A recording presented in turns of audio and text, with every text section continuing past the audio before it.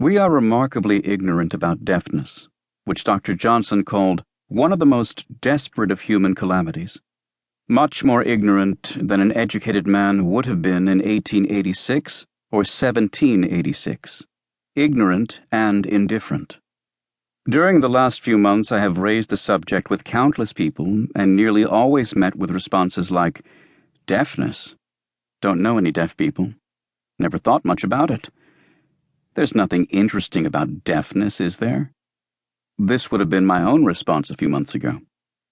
Things changed for me when I was sent a fat book by Harlan Lane called When the Mind Hears, A History of the Deaf, which I opened with indifference, soon to be changed to astonishment, and then to something approaching incredulity.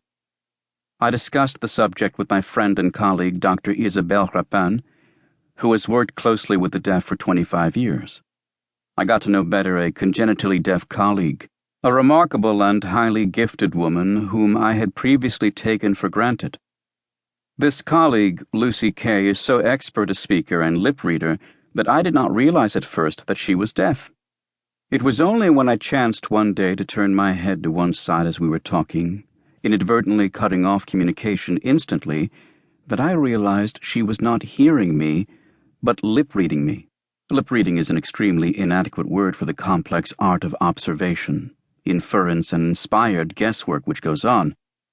When the diagnosis of deafness was made at about 12 months, Lucy's parents had immediately expressed their passionate desire that their daughter should speak and be a part of the hearing world, and her mother devoted hours every day to an intensive one-to-one tuition of speech, a grueling business that lasted 12 years. It was only after this, at the age of 14, that Lucy learned sign. It has always been a second language, and one that does not come naturally to her. She continued, with her excellent lip reading and powerful hearing aids, in normal hearing classes in high school and college, and now works with hearing patients at our hospital.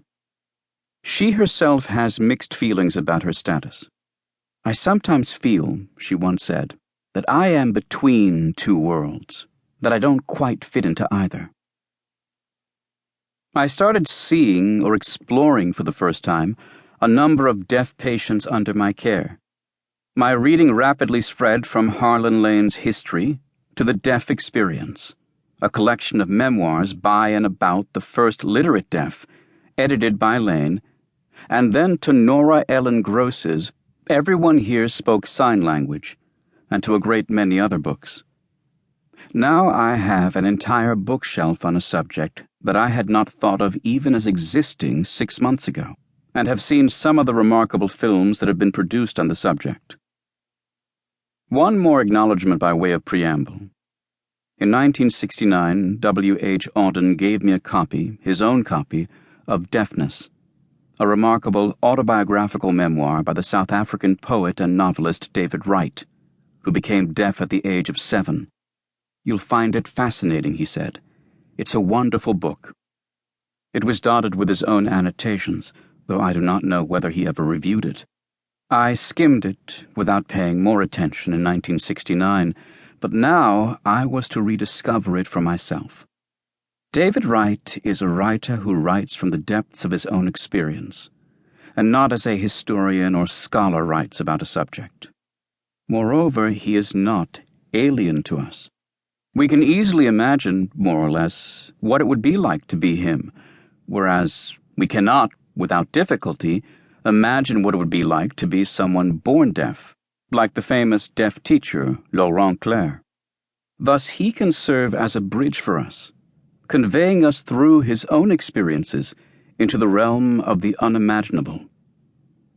Since Wright is easier to read than the great mutes of the 18th century, he should, if possible, be read first, for he prepares us for them.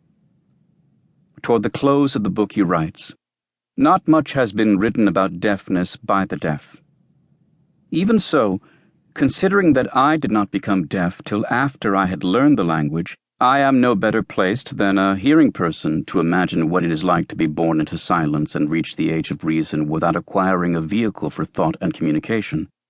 Merely to try gives weight to the tremendous opening of St. John's Gospel. In the beginning was the Word. How does one formulate concepts in such a condition? It is this, the relation of language to thought, that forms the deepest, the ultimate issue when we consider what faces or may face those who are born or very early become deaf.